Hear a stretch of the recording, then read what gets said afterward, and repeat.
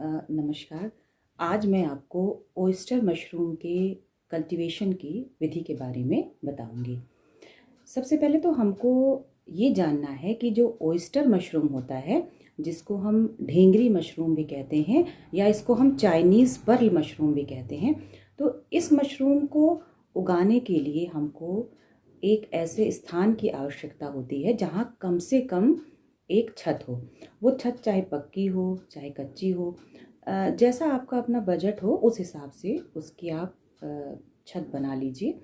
उसके बाद जो ज़मीन वहाँ की होनी चाहिए, वहाँ पर कम से कम ये हो कि ईंट बिछी हो, मतलब एकदम से मिट्टी वहाँ पर नहीं हो। तो ईंट बिछी हो, एक छत हो, चाहे वो कच्ची हो, पक्की हो, टीन की हो, कांसे की हो, आप उसका निर्माण कर लें। और उसके बाद उस स्थान में हवा आने जाने की उचित व्यवस्था हो। यानी कि ओयस्टर मशरूम को उगाने के लिए एकदम सीधे सूरज की रोशनी या सीधे वर्षा का पानी जो है वो नहीं आना चाहिए। पहली चीज़ तो ये हो गई। ओयस्टर मशरूम की जो खेती होती है या इसका जो कल्टीवेशन होता है, उसको हमें करने के लिए जो है किस तापमान की ज़रूरत होती है या उसके लिए हमें कितनी हमें नमी चाहिए। तो ये जो मशरूम होता है वो लगभग 25 से 30 डिग्री सेंटीग्रेड तापमान के बीच आराम से उगाया जा सकता है। तो इसके लिए आपको, अगर आप अक्टूबर से भी शुरू करें नॉर्मल जो है बिना किसी विशेष जो है तैयारी के, तो आप अक्टूबर से इसको मार्च तक बहुत आराम से इसकी खेती कर सकते हैं। और इसको आपको 65 से 70% तक की नमी की आवश्यकता होती है। अब हम बात करते हैं कि हमें इसके लिए ऐसी कौन कौन सी सामग्री चाहिए जिससे हम ओयस्टर मशरूम उगा सकें।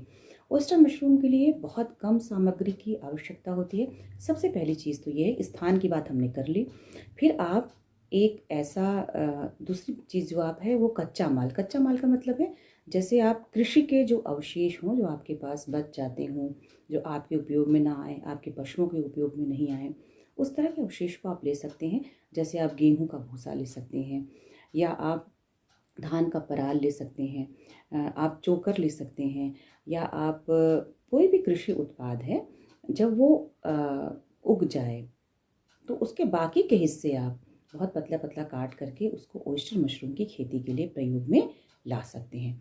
तो आप जो है गेहूं का भूसा या धान का पुआल तो बहुत आसानी से बाज़ार में उपलब्ध हो जाता है, तो आप इनको ले सकते हैं। दूसरी जो सामग्री है इसके लिए वो है आपका बीज। हम बीज को स्पॉन कहते हैं वैज्ञानिक भाषा में, मशरूम के बीज को हम स्पॉन कहते हैं। तो आपको मशरूम स्पॉन जो है वो किसी भी भारतवर्ष की किसी भी जो भी विश्वविद्यालय हैं, एग्रीकल्चर जो यूनिवर्सिटीज़ हैं हमारे, कृषि विश्वविद्यालयों में प्लांट पैथोलॉजी जो विभाग होते हैं उसमें आसानी से उपलब्ध हो जाते हैं। बहुत सारे कृषि विज्ञान केंद्रों में भी आपको मशरूम के स्पॉन मिल जाएंगे।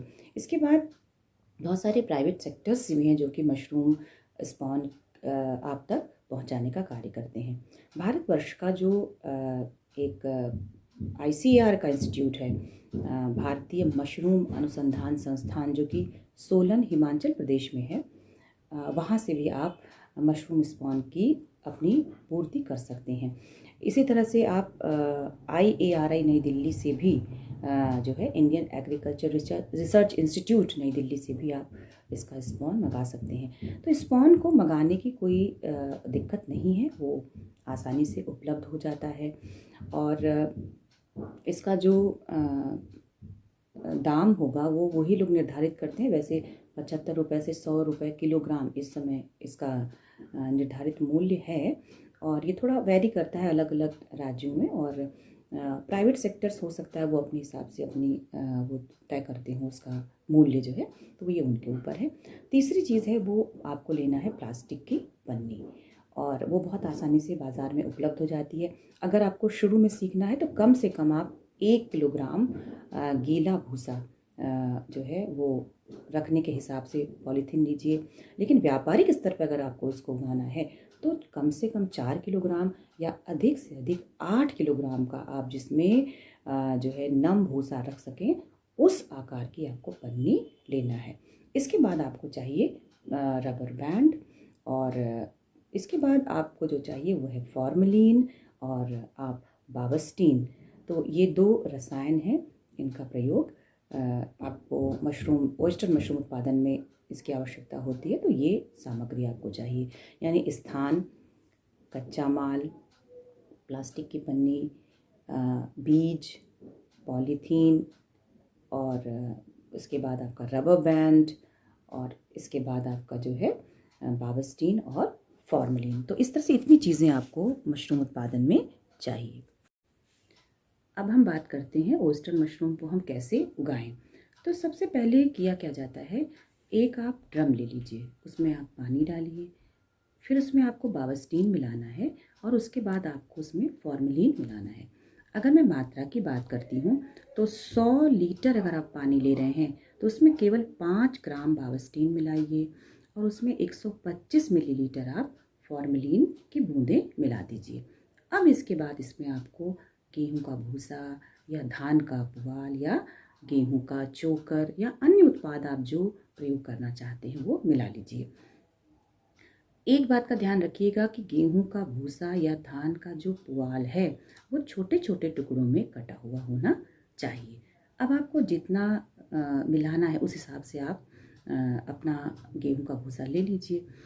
अब मान लीजिए आपको 5 से 10 किलोग्राम अभी सीखने के लिए शुरुआत में भूसा लेना है, तो आप उतना ही पानी लीजिए जिसमें वो भूसा आसानी से जो है वो डूब जाए। ठीक है, तो ये काम आपको पहले कर लेना है।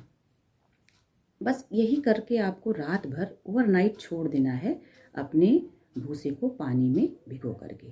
ठीक है, अब आप दूसरे दिन क्या करिए, सवेरे उठिए और सबसे पहले भूसे को, अगर आपकी जो ज़मीन है वो साफ़ है तो वहाँ एक पॉलीथीन बिछा करके भूसे को अलग कर लीजिए और पानी को अलग कर दीजिए।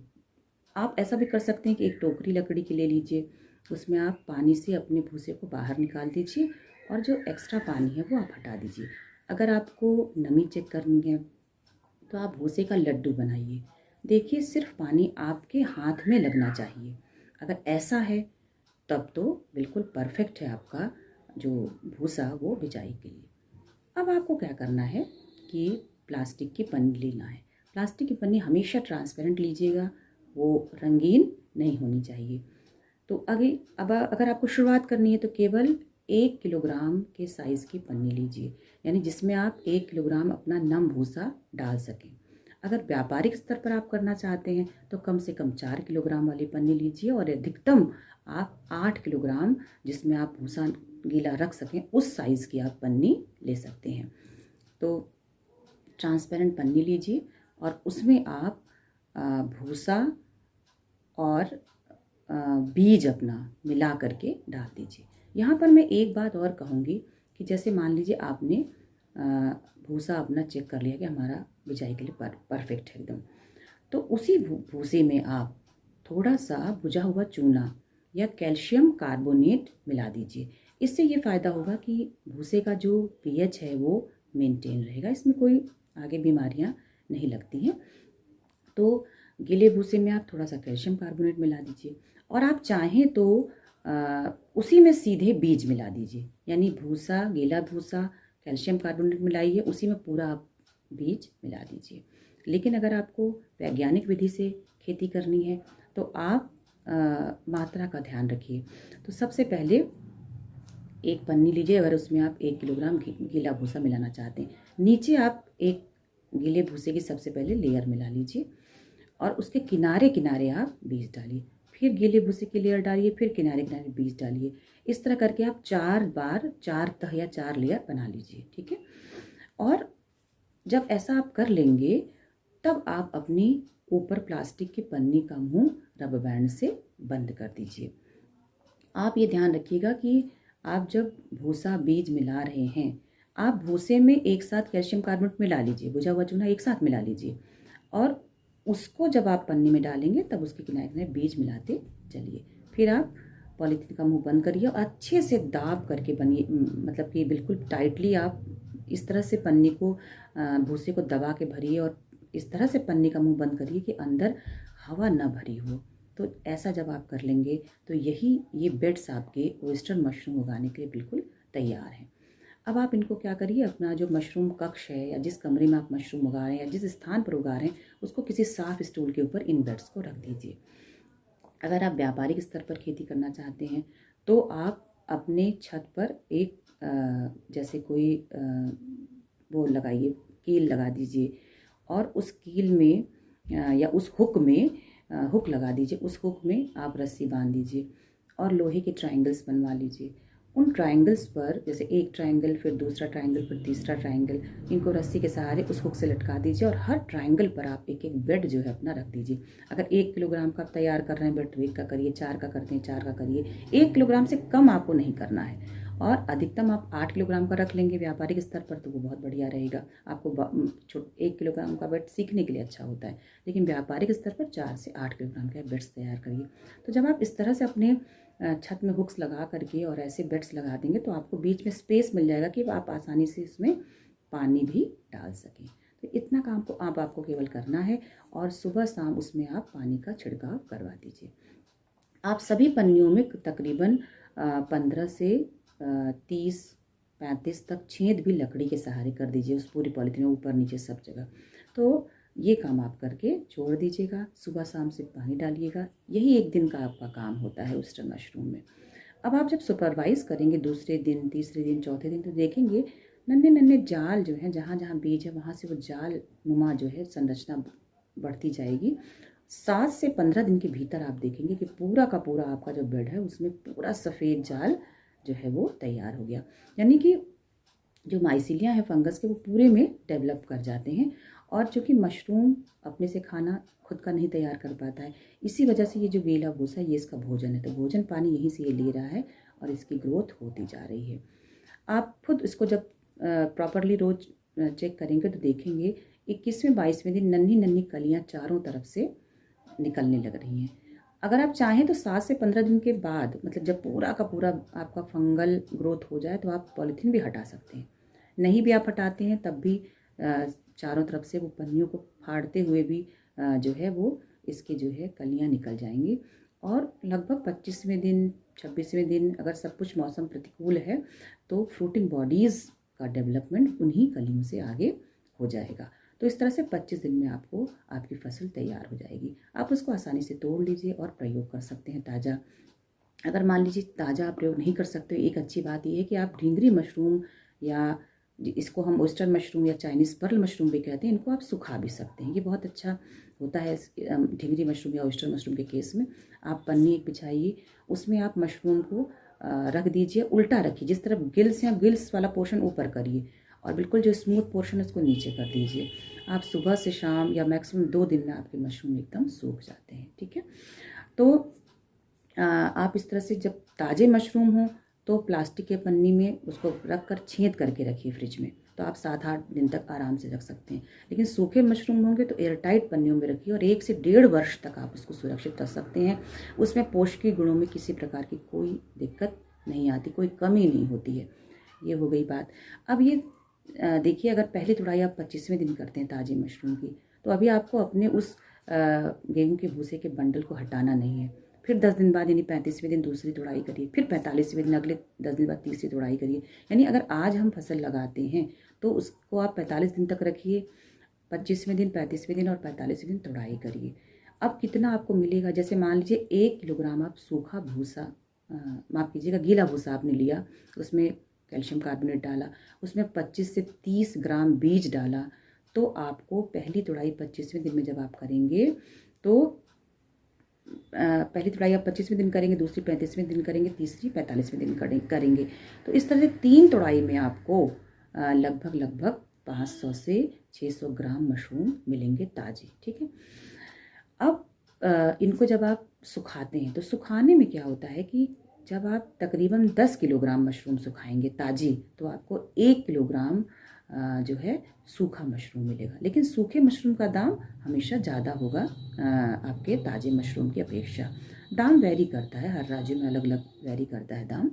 तो इस तरह से अब जब आप तीनों तुड़ाई कर लेंगे फिर उसमें मशरूम एक तरह से नहीं उगते हैं, क्योंकि फिर वो उसमें इतनी एनर्जी नहीं होती कि मशरूम आगे प्रोड्यूस हों। तो अब आप इसको स्पिंट कंपोस्ट कहते हैं। इसका प्रयोग आप अपने पेड़ पौधों के लिए कर सकते हैं। ऑर्गेनिक फॉर्मिंग में एक बहुत महत्वपूर्ण रोल इनका होता है। तो आप इससे ऑर्गेनिक जो है खाद बना सकते हैं और उसका प्रयोग अपने पौधों में कर सकते हैं। अब तो इसका प्रयोग जो है हम अपनी अभी तो अगर कोई IVRI जो हमारा सेंटर है ICR का, तो वो लोग अभी काम कर रहे हैं कि मिसपेंट कंपोस्ट को किस तरह से अपने गाय और भैंस इनके चारे में इनको मिला कर दे सकें, जिससे इतना ये प्रोटीनस होता है कि गाय भैंस के दूध में भी प्रोटीन की प्रतिशतता बढ़ जाती है। लेकिन अभी जब वो हम इसको बाद में ही बता पाएंगे जब वहाँ से कोई फाइनल रिपोर्ट आएगी। तो स्पिंट कंपोस्ट का भी अपना बहुत प्रयोग है, यानी कि हमने एक तरह से कृषि अवशेष से इसको शुरू किया उगाना, और लास्ट मोमेंट पर भी इसका जो रेसिड्यू है वो भी एटलीस्ट काम आ जाता है कृषि ऑर्गेनिक खाद के रूप में। तो मैं ये कह सकती हूँ कि एक तरह से जो मशरूम उत्पादन है, वेस्टर्न मशरूम उत्पादन, ये पूरी तरह से कृषि मतलब इको फ्रेंडली एक खेती है ना। और आप बहुत सारे इसके प्रोडक्ट भी बना सकते हैं। अगर क्वालिटी बेस्ड प्रोडक्ट हम इसका बना लें तो उसको भी आगे अगर उसकी सेलिंग करें तो वो भी एक रोजगार के क्षेत्र में बहुत महत्वपूर्ण रोल अदा कर सकता है। और पुरुष ही नहीं, महिलाएं भी इस मशरूम का प्रशिक्षण लेकर के इसकी जो खेती है वो बहुत आसानी से कर सकती हैं। धन्यवाद।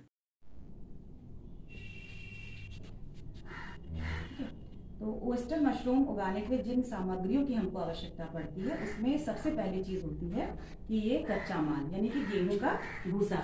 तो ये जो गेहूं का भूसा है वो गीला है। इसको कल मैंने क्या किया था, एक ड्रम में पानी डाला था और उसमें जो है फॉर्मलिन डाला था, और फॉर्मलिन डालने के बाद उसको रात भर ओवरनाइट मैंने भिगा दिया था। सुबह मैंने क्या किया कि पानी हटा दिया और इस टोकरी में इस भूसे को, गीले भूसे को रख दिया। इससे क्या हो गया, एक्स्ट्रा वाटर निकल गया। अब अगर हमें इसकी नमी चेक करनी है तो ऐसे एक हम लड्डू बनाते हैं, ठीक है। तो देखिए सिर्फ पानी मेरे हाथ में लग रहा है, पानी कहीं गिर नहीं रहा है ना, तो इसका मतलब है कि इसमें 60 से 70% तक एक तरह से नमी है और ये भूसा हमारा बिजाई के लिए एकदम परफेक्ट है, ठीक है ना। तो पहली चीज तो ये हो गई। अगर आपको गेहूं का भूसा नहीं मिलता तब आप धान का उबाल ले सकते हैं, पतला पतला काट के।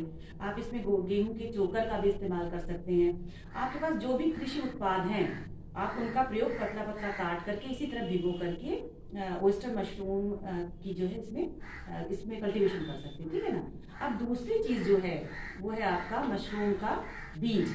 मशरूम का बीज जो है वो इसको हम मशरूम स्पॉन कहते हैं, ठीक है ना। साइंटिफिकली हम इसको मशरूम स्पॉन कहते हैं। इसको आप जैसे बनाना सीख लीजिए लैब में, इसकी एक अच्छी खासी ट्रेनिंग कर लीजिए और इसको खुद बनाइए, या फिर फिलहाल के लिए आप इसको किसी भी एग्रीकल्चर लैब से ले सकते हैं। जो भी एग्रीकल्चर की यूनिवर्सिटीज होती हैं उनके लैब से आप ले सकते हैं। प्लांट पैथोलॉजी लैब में ये इजिली अवेलेबल हो जाता है, ठीक है। तो ये मैंने इसी तरह इसको अभी मंगा रखा है, ठीक है।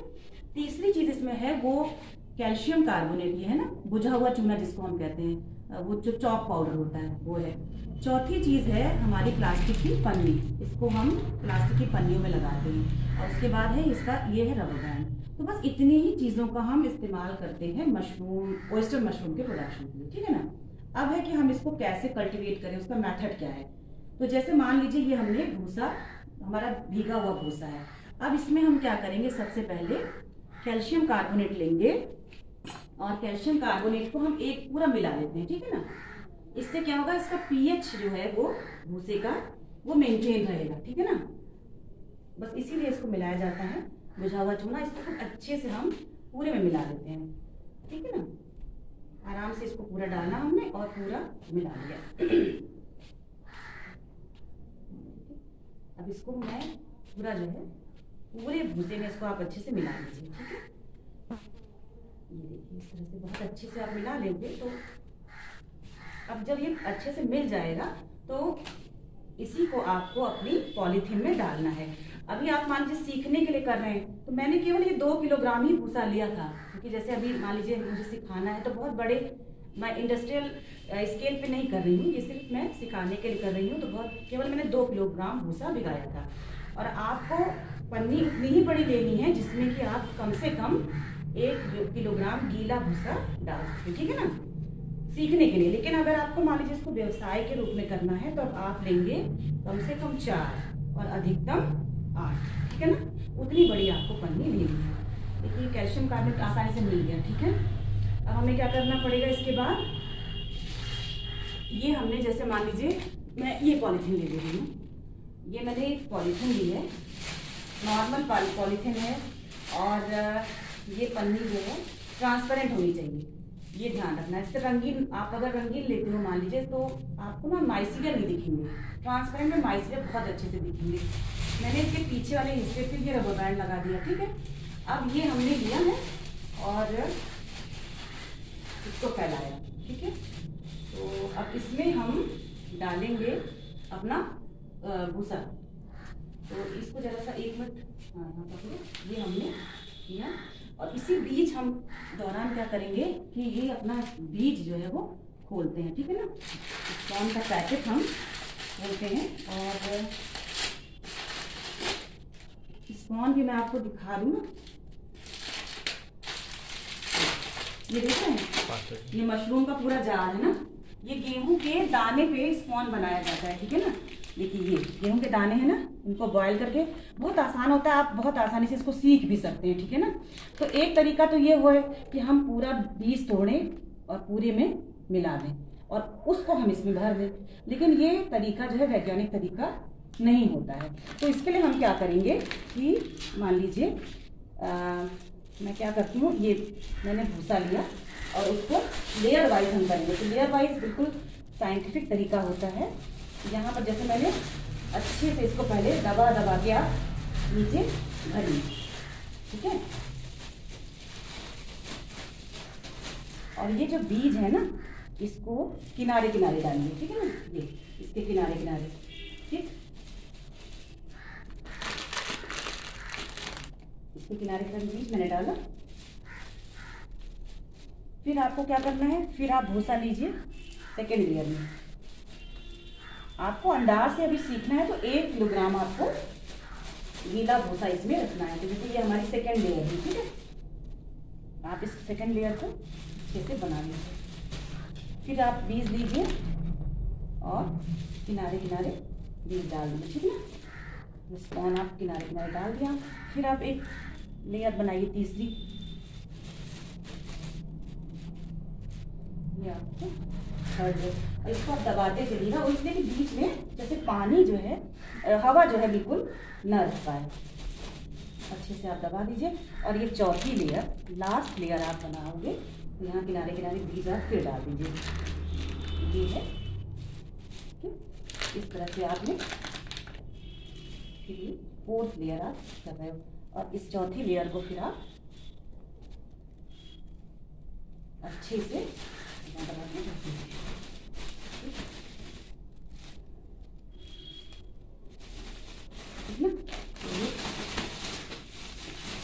इसको खूब टाइट दें, आप इसमें थोड़ा सा भूसा और डाल दीजिए।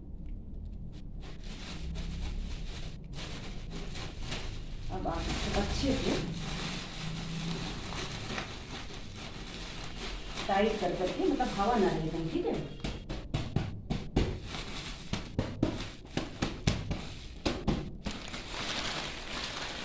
टाइट हमने इसको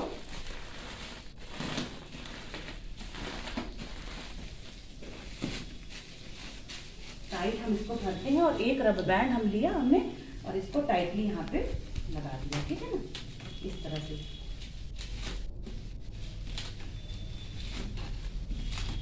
ये हमारा बेड एकदम जो है अब तैयार है, ठीक है ना। अब इसमें क्या करना है, आप 15 से 20 छेद ऊपर से नीचे आप कर दीजिए, ठीक है ना। और इस बेड को कहीं भी जैसे सुरक्षित जगह में, मान लीजिए हम यहाँ पर इसको रख दे रहे हैं, ठीक है ना। तो ये हमारा कंप्लीट एक बेड तैयार हो गया है। अब इसमें क्या करोगे आप कि सुबह और शाम डेली क्या करेंगे, आप इसको सुपरवाइज करिएगा कल से। और अभी आप कुछ दिन इसमें पानी नहीं डालेंगे तो भी चलेगा। आपका जो मशरूम कक्ष है वहाँ आपने इस बेड को रखा, फिर उसके बाद सुबह शाम आप लगभग जो है इसमें पानी का छिड़काव करा दीजिएगा, ठीक है। आप देखेंगे कल से आप देखेंगे जहाँ जहाँ बीज है ना, वहीं पे ये माइसीलिया बढ़ता जाएगा, क्योंकि यही तो फंगस का खाना है, यही पानी है, क्योंकि वो अपने से भोजन नहीं बना पाता, ठीक है। 7 से 15 दिन के बीच जो इसका मतलब एक तरह से ग्रोथ पीरियड होता है, ये जाल पूरे में फैलता जाएगा, ठीक है ना। जब ऐसा हो जाएगा तब आप चाहें तो इसकी पन्नी क्या करेंगे, कट कर दीजिए, ऐसा आप कर सकते हैं, ठीक है। और जब आप पन्नी कट कर देंगे फिर इसमें आप पानी का छिड़काव स्प्रेयर की सहायता से करते चलिए, ठीक है ना। जैसे 21-22 दिन होंगे आप देखेंगे कि हर जगह से नन्ही नन्ही क्या निकलेंगी, कलियां, और फिर 25 से 26 दिन के बीच वही कलियां बड़ी होकर के फ्रूटिंग बॉडी में कन्वर्ट हो जाएंगी, ठीक है ना। उसको हाथ से, हल्के से हाथ के सहारे से आपको क्या करना है, तोड़ करके प्रयोग कर लेना है। जैसे ताजा अगर प्रयोग करने की सुविधा है तो आप कर लीजिए, नहीं तो इस मशरूम में ये अच्छाई होती है कि इसकी फ्रूटिंग बॉडी को आप साधारण पन्नी पे रखिए धूप में, और जिधर गिल्स होते हैं उस तरफ आप ऊपर कर दीजिए, और जो इसका बिल्कुल स्मूथ पोर्शन होता है उसको नीचे करिए। तो ये सुबह से शाम तक या मैक्सिमम 2 दिन तक एकदम सूख जाए, ठीक है ना। अब जब 25वें दिन में आपने इसकी तोड़ाई कर ली, पहली तोड़ाई, तो आपने चलिए ताजा यूज कर लिया, फिर भी इसको नहीं फेंकना है, इस बेड को आपको फेंकना नहीं है। फिर पानी डालेंगे आप 35वें दिन, मैंने 10 दिन बाद फिर मशरूम निकलेगा। फिर अगले बार तोड़ाई के बाद फिर आपको थर्ड आप तोड़ाई करेंगे वो 45 दिन में करेंगे। यानी आज से लेकर 45 दिन तक हमको इसको क्या करना है, अपने पास रखना है। 3 तोड़ाई आप करोगे। मान लीजिए मैंने इसमें 1 किलोग्राम भूसा गीला डाला, ठीक, 25 से 30 ग्राम हमने बीज डाला, तो तीनों तोड़ाई में हमको 500 से 600 ग्राम मशरूम मिलेगा, ठीक है ना। लास्ट में जो कंपोस्ट बच रहा है, स्पेंट कंपोस्ट, जो लास्ट में मैटर बचेगा उसमें मशरूम फिर नहीं निकलेगा। फिर आप इसको लीजिएगा और अपने जो पेड़ पौधे हैं उनमें जो है थाला बना करके इसको डाल के पानी डाल दीजिएगा, तो वो एक बहुत बेहतरीन ऑर्गेनिक जो है उसका खाद का काम करेगा, ठीक है ना। और अगर मान लीजिए आपको ताजे मशरूम कंज्यूम नहीं हो रहे हैं, ये भी हो सकता है, तो आप रखिए एक पॉलिथीन, उसको सुखाइए मशरूम को। सूखे मशरूम आपके 1 से 1.5 साल तक एकदम बिल्कुल सुरक्षित रहेंगे, ठीक है ना। और ताजे मशरूम को अगर आपको रखना है तो कम से कम फ्रिज में आप 7-8 दिन तक रख सकते हो। एक पॉलिथीन लीजिएगा ट्रांसपेरेंट, उसमें छेद करके इन मशरूमों को डाल के आप रख सकते हो। और अगर सूखे मशरूम आपके होंगे तब एयर टाइट पन्नी में आपको रखना पड़ेगा, ठीक है ना। और अगर 10 किलोग्राम आप ये सुखाओगे ताजा मशरूम, तो 1 किलोग्राम आपको क्या मिलेगा, सूखा मशरूम, समझ रहे हैं ना। मतलब 10 किलोग्राम ताजे को सुखाओगे तो जैसे इवेपोरेशन होगा, पानी सब उड़ जाएगा, तो जो 10 किलोग्राम के बाद 1 किलोग्राम आपका आएगा सूखा मशरूम। लेकिन सूखे मशरूम का दाम वैरी करेगा, ऐसा नहीं कि 1 किलोग्राम का बहुत कम दाम होगा, वो 700 से लगभग 1000 रुपए किलो तक वो जाता है। और इसका जो दाम होगा वो अपना हर राज्य में अलग अलग वैरी करता है। तो इस तरह से आप बहुत कम समय, मतलब 25 दिन में आप समझ सकते हैं कि हमने ओयस्टर मशरूम की खेती कंप्लीट कर ली, ठीक है ना। और आप देख रहे हैं यहाँ हमने यूज किया भूसा, मतलब कृषि अवशेष है ये, और लास्ट मोमेंट पे आपको मिला प्रोटीनस डाइट एक तरह से ना, तो आप कृषि अवशेषों का भी यहाँ पे उपयोग कर ले रहे हो। और ऐसी कोई चीज नहीं जिसमें नुकसान कर रही है, सिर्फ इसके पॉलिथीन के, ठीक है ना। तो बाकी चीजें आप देख लो तो बिल्कुल इको फ्रेंडली है। अगर आप पॉलिथीन का अच्छा उपयोग कर लें तो ये टोटली जो है इको फ्रेंडली क्या है, आपकी खेती है, ठीक है ना।